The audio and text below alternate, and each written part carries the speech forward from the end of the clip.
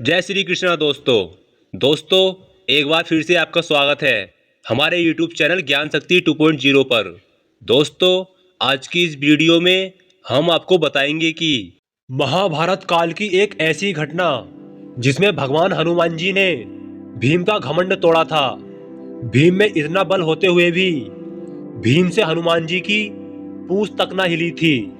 तो आइए दोस्तों जानते हैं। एक बार की बात है, सुहाना मौसम था। द्रौपदी आश्रम के बाहर खड़ी थी। इतने में एक फूल हवा में उड़ता हुआ द्रौपदी के पास आ गिरा। द्रौपदी ने उसे उठा लिया और भीमसेन के पास जाकर बोली, क्या तुम जाकर ऐसे ही कुछ और फूल मेरे लिए ला सकते हो? यह कहती हुई द्रौपदी हाथ में फूल लिए युधिष्ठिर के पास चली गई।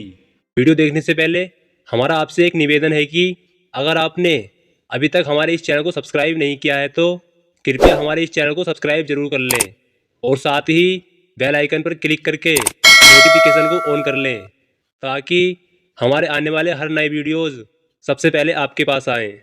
तो आइए दोस्तों, वीडियो को शुरू करते हैं। द्रौपदी की इच्छा पूरी करने के लिए भीमसेन उस फूल की तलाश में निकल पड़े। चलते चलते भीम पहाड़ की घाटी में जा पहुंचे, जहां केले के पेड़ों का एक विशाल बगीचा लगा हुआ था। बगीचे के बीच एक बड़ा भारी बंदर रास्ता रोके लेटा हुआ था।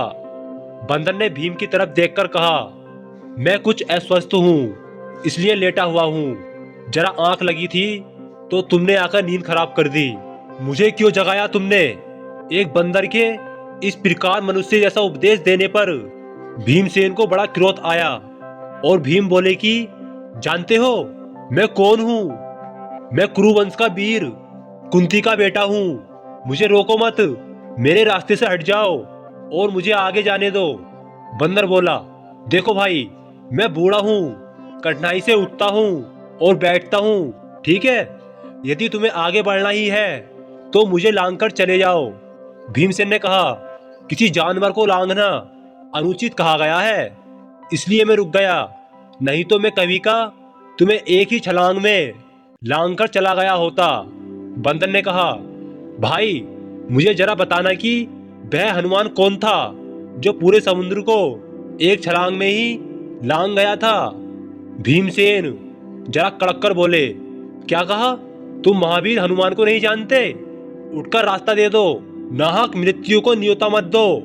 बंदर बड़े करुण स्वर में बोला, हे वीर, शांत हो जाओ, इतना क्रोध ना करो। यदि मुझे लांघना तुम्हें अनुचित लगता हो तो मेरी इस पूंछ को हटाकर एक और कर दो और चले आओ। भीमसेन ने बंदर की पूंछ एक हाथ से पकड़ ली, लेकिन आश्चर्य, भीम ने पूंछ पकड़ तो ली पर उन बंदर स्वरूप हनुमान जी की पूंछ भीम से जरा भी नहीं हिली। उठने की तो बात अलग थी, आखिर हिलती भी कैसे? क्योंकि वो बंदर और कोई नहीं, साक्षात हमारे भगवान महाबलशाली महावीर महाबली हनुमान जी थे।